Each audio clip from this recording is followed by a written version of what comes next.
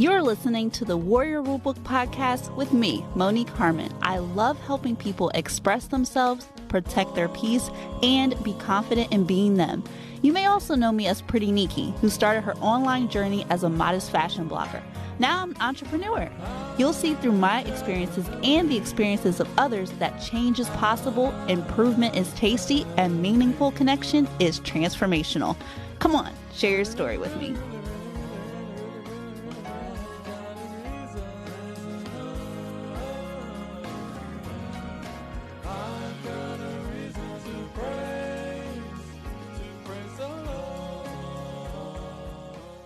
The stories and information presented in my podcast is not intended to take the place of medical advice from a healthcare professional. So any exercise, diet, health-related, mental health matters vary from person to person. So nothing in the podcast will be construed or used as a substitute for medical advice, diagnosis, or treatment. Any action taken based on the contents of this podcast or the resources is solely at your own discretion, risk, and liability. So this podcast is simply here to be encouraging, but you should definitely seek a healthcare professional for additional help. Now let's get on to the show. Hi everyone, today's topic is about toxic positivity and how you can avoid using it when trying to comfort somebody. There's a fine line between supporting somebody and offering words that are actually more detrimental to someone's situation than if you didn't say anything. One of my friends on Facebook had shared this article about toxic positivity and I decided to click on it. And as I read it, it made a lot of sense because sometimes when we hear somebody going through something or they let us know that they're going through something, a lot of our initial reactions is comforting them. But sometimes people don't know the right words to say. Not everyone has that gift where they can just, offer encouragement and the person going through it really is able to start feeling better. Just being aware of these type of statements can land you on the right path to offering encouragement to people that are going through this type of thing. So I'm going to read a few sets of statements and we're going to just do a little deep dive into it and see how we can improve. These statements come from Sit With Wit, which is an Instagram account. So if you want to follow her, she's a psychotherapist. She has a lot of posts on self-development and just the human relationship, not romantic, but just face-to-face communication. Okay, so the first set is this. You'll get over it. Okay, that's the end of the first one. So instead of saying something like, you'll get over it, one of validation and hope would be, this is hard. You've done hard things before and I believe in you. So that second statement sounds a lot better than the first because you're acknowledging that the person has gone through something like this before. It's not the first time that they've gone through it, and showing them that or reminding them that they made it through that particular thing. You give them encouragement and kind of up their possibility of them being able to go through this other thing. It's not to say that you can guarantee it, but it's acknowledging the fact that the person is strong. So it would be better to say the second statement. Okay, here's the next set. So instead of just saying, just be positive, you could say something like, I know there's a lot that could go wrong.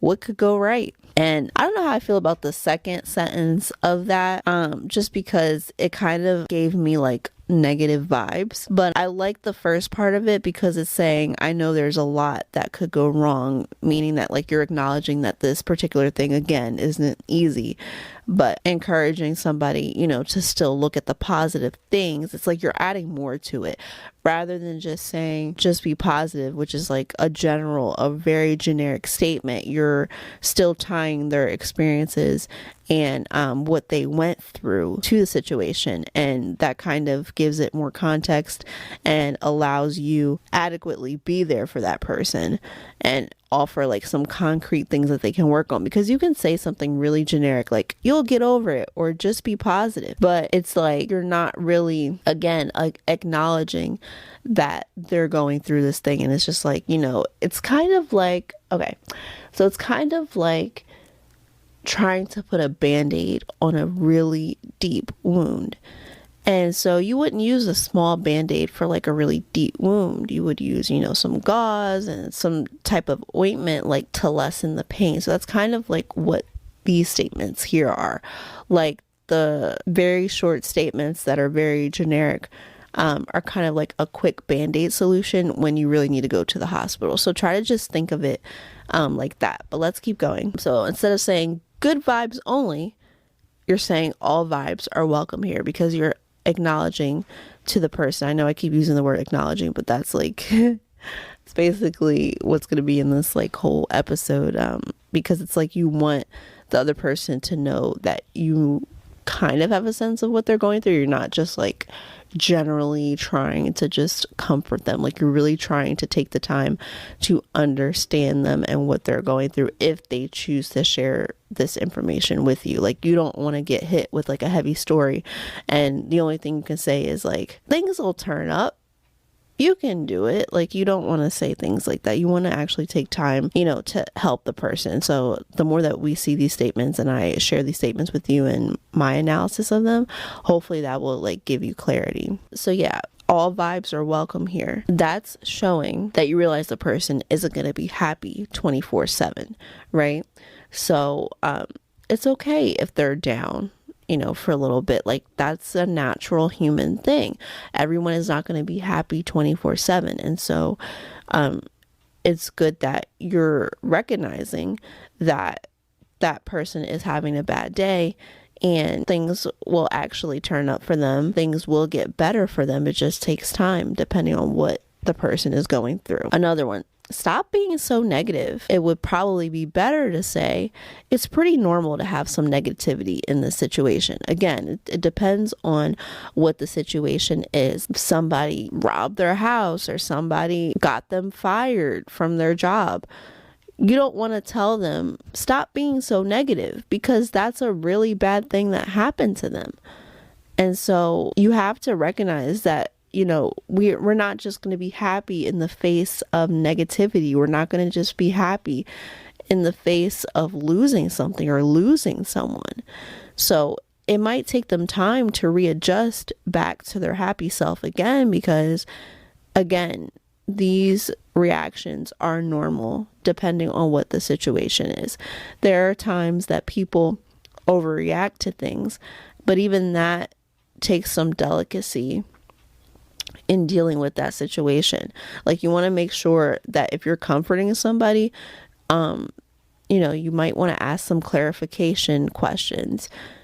If they choose to divulge this information to you, just so you know or have a better idea of what to say, and you're not just saying something to say something, because people will tell you quick that saying, if you don't have anything good to say, don't say it at all. So like if you really want to be that person that is comforting someone, you want to just make sure that you have all your facts and can actually offer something good to say.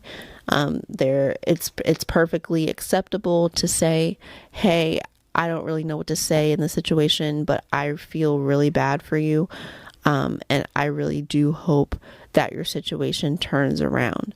Because you're communicating with that person that you don't know the right words to say to them, but you still feel with them. So that's very important. So I'm just going to share one more. There are plenty of more examples, but I'm going to share a last one. Instead of saying see the good in everything, it might be better to say it's probably really hard to see any good in this situation. We'll make sense of it all later. You're not going to say, we'll make sense of it later, and like you literally just met them. No, you wouldn't do that. Generally, people do try to see the good in everything. Again, it depends on who you ask. But again, just acknowledging that they're okay to have these feelings, they are right to have these feelings for right now, allows for growth and allows for the healing process. And I'm speaking from personal experience, because certain situations, again, like if you lost your job or if your house burned to the ground, it's hard to see good in that because you're losing something. And so that person may not be in the right headspace to be like, wow, did someone set my house on fire? Or did I leave the iron on? Did I leave the stove on? Things like that. People that are most likely like emotionally unbalanced for a certain amount of time, when they're going through something, they don't have all the facts, so like they might be a little disoriented depending upon how much emotions is taking over them. And so you want to just, make sure that, like, if you're the friend in the situation, that you guide them through the situation. And if they want you to give them some space, give them some space, because it's for the growth and betterment of your friend. So yeah, like, I was so happy to read this article because when I was younger, people used to say like simple things like this to me. Now, for example, if somebody says, "Oh, I'm praying for you," that's not toxic because they're going to God on your behalf. And if somebody just simply says this statement, it more than likely means that they don't want to pry, and they know that they're not necessarily invited into the situation.